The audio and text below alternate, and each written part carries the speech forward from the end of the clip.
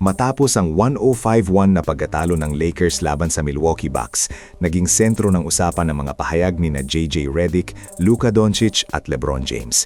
Isang laro na dikit hanggang dulo, pero nauwi sa unang clutch loss ng Lakers ngayong season.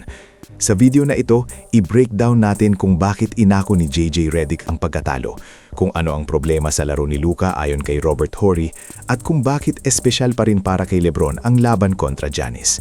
Unahin natin si JJ Redick. Matapos ang laro, diretsahang inako ng Lakers head coach ang responsibilidad. Ayon sa kanya, "The reality is the one step of the process, so I'll take the blame on that." Ibig sabihin, aminado si Redick na may pagkukulang sa execution at decision-making, lalo na sa late-game situations. Hindi siya nagturo ng player, kundi inako niya bilang coach ang proseso.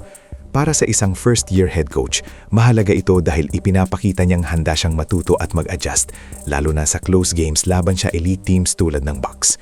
Ngayon, punta naman tayo kay Luka Doncic. Sa kabila ng solid stat line na 24 points, 9 assists at 9 rebounds, aminado si Luka na off-night siya sa opensa at malaking factor ang pag-foul out niya sa fourth quarter.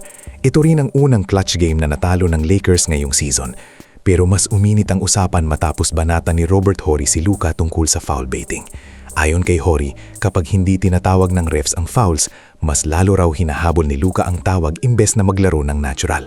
At malinaw ang punto niya, masyado raw magaling si Luka para umasa sa foul calls. Dito pumapasok ang challenge kay Luka. Kailangan niyang kontrolin ang emosyon at magtiwala sa skill niya, lalo na sa dikitang laban. Samantala, ibang tono naman ang kay LeBron James. Ang larong ito ay special dahil unang regular season match-up nila ni Giannis mula pa noong December 2, 2022. Ayon kay LeBron, sa yugtong ito ng kanyang career, laging espesyal ang makalaban ang mga dakilang manlalaro. At si Giannis naman, todo respeto rin kay LeBron. Tinawag siyang blueprint ng bawat atleta. 23 years of consistency, leadership at pagiging winner. Isang paalala na kahit magindi ang kompetisyon sa court, nariyan pa rin ang respeto sa pagitan ng mga tunay na alamat. Sa kabuuan, ang talong ito ay hindi lang basta loss para sa Lakers. Isa itong learning moment para kay JJ Redick bilang coach, isang wake-up call kay Luka sa kanyang approach sa clutch moments, at isang reminder kung bakit espesyal pa rin ang presensya ni LeBron sa liga. Ngayon, kayo ang tatanungin ko. Sa tingin niyo ba tama si Robert Horry sa puna niya kay Luka? At hanggang saan ang adjustment na kailangan gawin ng Lakers para manalo sa mga gantong klaseng dikitang laban? Comment down below.